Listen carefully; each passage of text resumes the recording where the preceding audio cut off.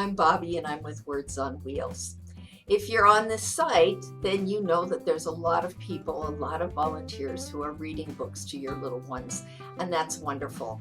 Today, though, I'm talking to the mommies and the daddies, the mamas y papis, the grandmas and grandpas, abuelitas, abuelitos, the aunts and uncles, tios y tias, and the brothers and sisters, hermanos y hermanas, who are at home with you a lot right now and can make an important difference in what you're doing with your babies.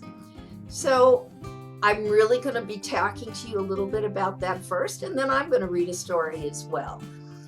I'm going to be glancing down every once in a while because I've made some notes and I don't want to forget any of the points that I thought was important to give you. The first one is, why do we read to our babies? Well, we want our babies to learn that reading and literacy is fun, it's wonderful, it opens up a world to us. And reading is really symbols of what we really have going on in our world. And so babies aren't able to do symbolism very well. And so the first things we want to do is introduce them to books that represent a lot of their hands-on experiences, that represent a lot of the things that they are experiencing in their home or with their friends or with cousins or with brothers and sisters. Those are the books to bring out first for a little one. If they have those experiences and they're positive, it gives you a foundation for the rest of their lives and a love of learning that lasts right up until you've got hair as gray as mine.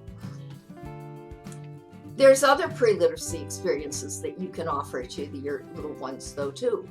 Blowing bubbles is a literacy experience that allows children to learn to track. I'm sorry, that was my little dog parking in there. So tracking is an important literacy skill because eventually they're going to track words on a page.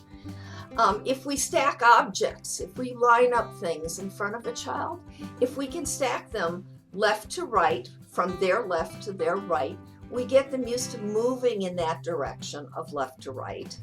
And they start looking in that as long as the language they're reading is a left to right language. Crawling, that oppositional activity is also important.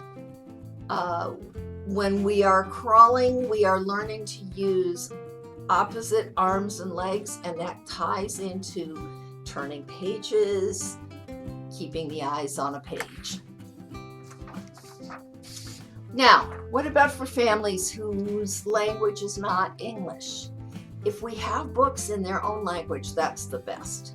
But if not, we can write their own language words onto a book that is written in English so that they can hear their home language. It's really okay to do that. And if you're not real comfortable in your own literacy skills, you can make up stories. Your babies do not know how to read yet, so they don't know if you're not comfortable. You can look at those pictures and make up as many stories as you possibly can. Babies like songs and words that include repetition and rhymes, and that's an important piece for them.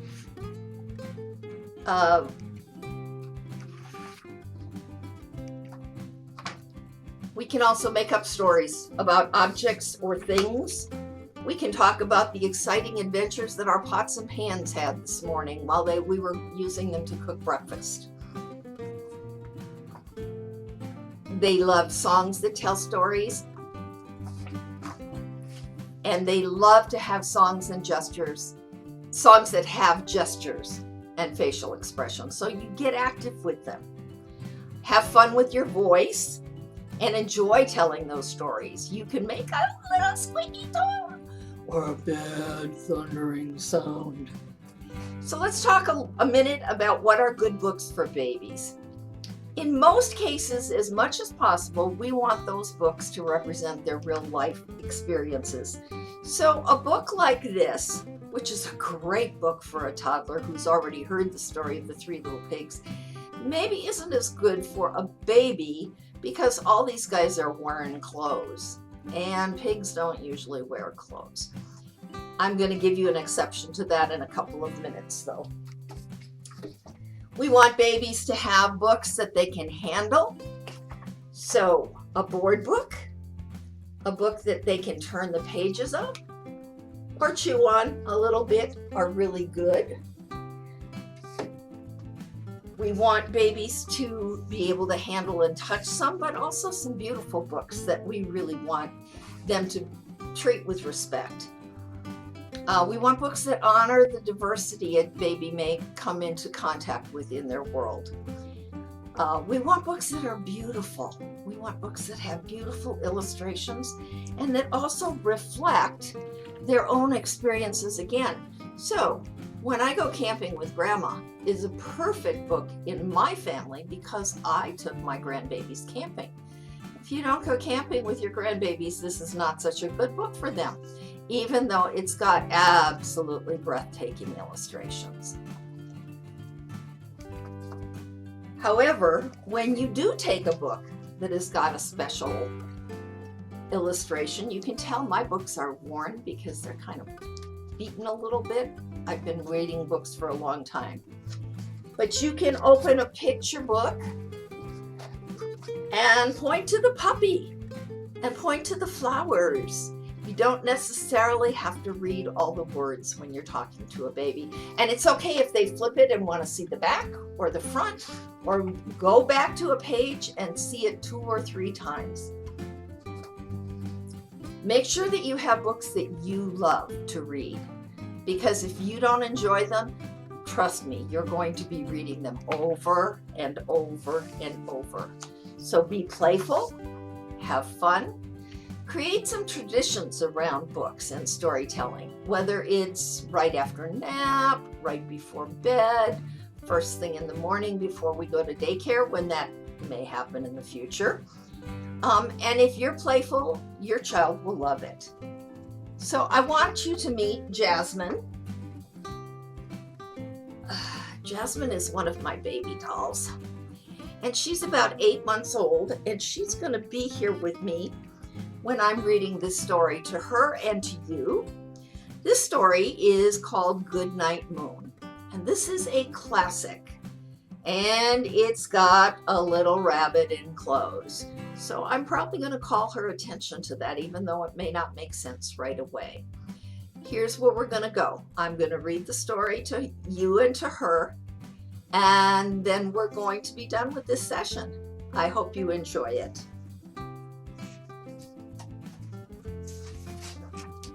Goodnight Moon. Here's the front of the book, and there's a pretty picture there. And Margaret Wise Brown wrote this story, and someone named Clement Hurd drew all the pictures and painted all the paintings in here. In the great green room, there was a telephone and a red balloon. You see the green room and the telephone and the red balloon, and a little bunny wearing pajamas. I don't know any bunnies that wear pajamas, but this bunny is wearing pajamas. And a picture of the cow jumping over the moon. And there were 3 little bears sitting on chairs. Those words rhyme.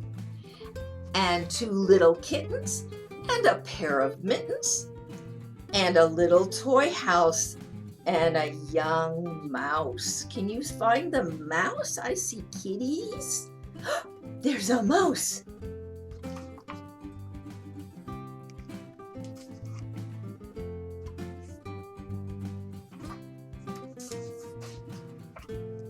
And a comb and a brush and a bowl full of mush. Mush is like cereal, kind of. It's kind of mushy stuff. And brushing is what we do to your hair. And a quiet old lady who was whispering, hush.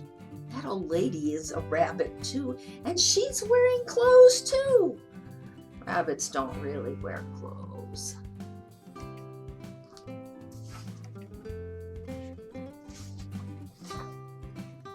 Goodnight moon.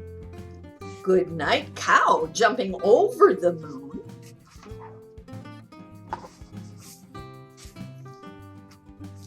Goodnight light and the red balloon. Do you see the red balloon? Where's the red balloon? Goodnight bears. Goodnight chairs. That bunny is not ready for bed yet. You can take a look at that. He's not quite ready. Goodnight kittens and goodnight mittens. There were mittens in that room. They're right there, hanging up to dry. Goodnight clocks and goodnight socks. Goodnight little house and goodnight mouse. Goodnight comb and goodnight brush. Look, that bunny is starting to look sleepier. Goodnight nobody. Goodnight mush. That's that cereal. And goodnight to the old lady whispering. Hush. Look, that room is getting much darker. It is time for bed. Goodnight stars. Goodnight air. We're saying goodnight to the air? Look at all these stars. Stars, stars. Goodnight noises everywhere. The end. And here's the back of the book. The end. I hope you enjoyed it. Even there was a bunny with clothes on. Have a great day.